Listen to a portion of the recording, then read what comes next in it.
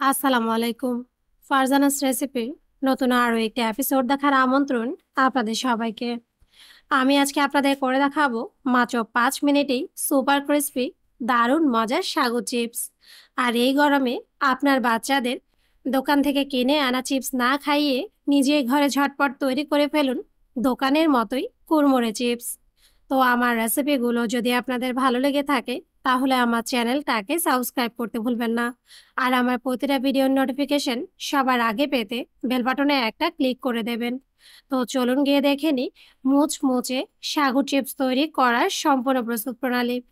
এখন প্রথমেই আমরা চিপসের জন্য সাগুর প্রিপারেশনটা করে নেব। তাই এখানে আমি একটা বাটির মধ্যে মেজারমেন্ট কাপের 1 কাপ পরিমাণ সাগু নিয়ে নেব।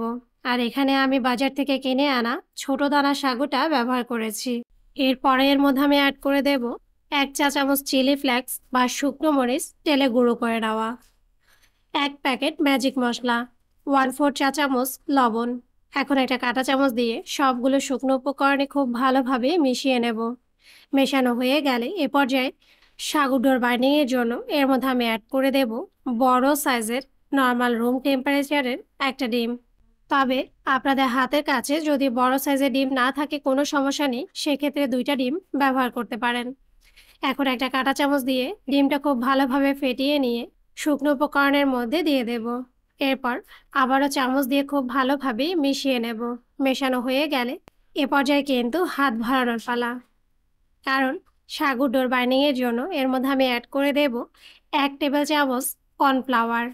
এখন আবার এই সবগুলো উপকরণ খুব ভালোভাবে একসাথে মিশিয়ে নেব।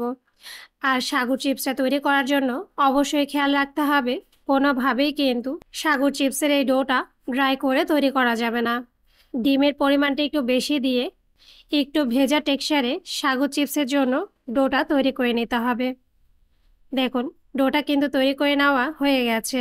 আর এ পর্যায়ে সাগুর এই ডোটা চিপস তৈরি করার জন্য যে একেবারেই পারফেক্টলি তৈরি সেটা বোঝার জন্য 1 চা চামচ বা সামান্য পরিমাণে একটু সাগুর ডো হাতে নিয়ে ঠিক এভাবে হালকা হাতে প্রেস করে চ্যাপটা করে নেব চিপসের শেপ করে। আর অবশ্যই মনে রাখতে হবে কোনোভাবেই কিন্তু মোটা করে এই সাগুর চিপসটা তৈরি করা যাবে না, একেবারে পাতলা করেই কিন্তু তৈরি করে নিতে হবে। সাগু ডোটা যতটা পাতলা করে এই চিপসটা তৈরি করবেন, চিপসটা কিন্তু ততটাই কুড়মুড়ে হবে। দেখুন, একটা চিপসের শেপ কিন্তু দেওয়া হয়ে গেছে। আর এ পর্যায়ে কিন্তু ঝটপট এখন চিপসগুলো তৈরি করে নেওয়ার পালা, কারণ চিপসের ডোটা তৈরি করে নেওয়ার পর এই সাগুগুলো কিন্তু আর বেশিক্ষণ রাখা যাবে না, না হয় এগুলো কিন্তু ফুলতে শুরু করবে। কোনোভাবেই কিন্তু সাগুগুলো ফুলতে দেওয়া যাবে না। ঠিক যে অবস্থায় দোকান থেকে কিনে আনবেন সে অবস্থায় মাত্র 1 থেকে 2 মিনিটে ঝটপট এই চিপসের ডোটা করে চিপসগুলো ভেজে নিতে হবে। তাই এখন কিন্তু আমরা চিপস ভাজার জন্য চুলার প্রিপারেশনে চলে যাব। তাই আগে থেকে আমি চুলার হাই হিটে পর্যাপ্ত পরিমাণ তেল গরম করে নিয়েছি। আমি আবারও বলছি, চুলাটা কিন্তু অবশ্যই হাই হিটে রেখেই তেলটা গরম করে নিতে হবে। এখন সাগুর ডো থেকে 1 চা চামচ পরিমাণ করে নিয়ে হাত দিয়ে ঠিক এভাবেই হালকা হাতে প্রেস করে চ্যাপটা করে প্রেস করে পাতলা একটা চিপসের শেপ দিয়ে নেব। এরপর তেলে দিয়ে দেব এবং সেমভাবে সাগুর সবগুলো চিপস তৈরি করে গরম তেলে ছেড়ে দেব। এরপর একটা চামচ দিয়ে উল্টে পাল্টে চিপসগুলো আমরা গোল্ডেন ব্রাউন কালার করে মানে মুচমুচে করে ভেজে নেব। দেখুন, কিছুটা সময় ভেজে নেওয়ার পর চিপসের কালার এবং সাইজটা কিন্তু পরিবর্তন হয়ে গেছে, মানে কালারটাও যেমনি ব্রাউন হয়ে গেছে, সাইজটাও কিন্তু অনেকটাই বড় হয়ে গেছে।